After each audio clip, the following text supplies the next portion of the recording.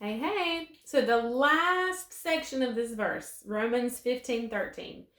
So we've talked about, may the God of your hope so fill you with all joy and peace in believing, that is through the experience of your faith, that by the power of the Holy Spirit you may abound and be overflowing or bubbling over with hope.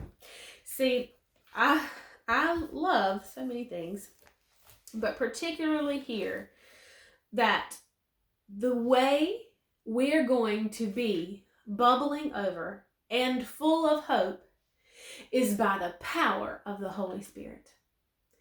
Without the Holy Spirit, we will not be bubbling over and full of hope. Why is that? Well, the Holy Spirit is our guarantee. He's our first fruit of all of the things to come. So let's go to Ephesians chapter 1. We're going to read verses 13 and 14 to close this hope of promise out. All right.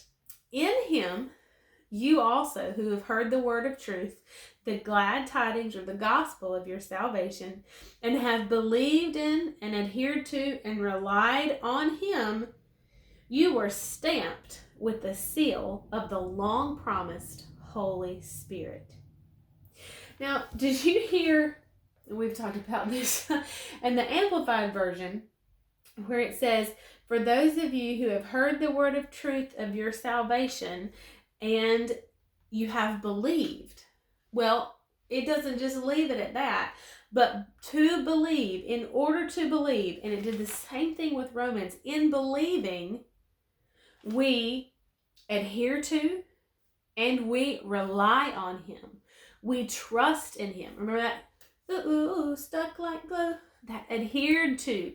He doesn't go anywhere without us tagging along, without us coming with him. We don't do anything without him giving us instruction and taking him along with us. So, in him, we've heard the word of truth, the good news, the gospel of your salvation. We have believed in and trusted in and relied on him. We are obedient to Christ. We have embraced Jesus and all that means. And we were stamped with the seal of the Holy Spirit.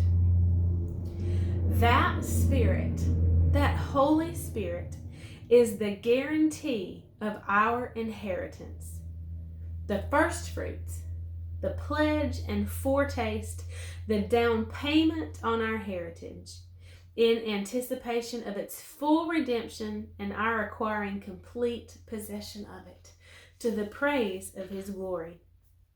I've probably told this years ago, but when I was really young and didn't really know a lot of things, Dustin and I were getting married and we were looking for a house. And so we found one that was within our price range that we liked. And so we were signing the contract on it, and the realtor said, what's your earnest money? I said, our what? What is earnest money? Well, that earnest money is what goes in an account that you put that down as, a promise that you're not going to just back out of the contract. Because, if we lock into this home and they quit showing it, they take it off the market, and then something happens and we don't take it, well, they've missed, X number of potential buyers that would have actually moved on the house. So I'm writing that check for earnest money, and I'm going to tell you, I really didn't like it. We signed the contract, but for us to back out, we wouldn't lose anything without putting earnest money down. But if we backed out, the sellers would lose. And so that earnest money, of course, is to help solidify the agreement, blah, blah, blah. So that's kind of what this Holy Spirit is. He is the guarantee of our inheritance the first fruits, the pledge and foretaste, the down payment of all that is to come.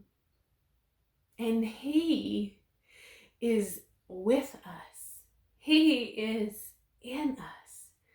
God has given us His very Spirit to, well, let's go to John chapter 15. John 14, not 15.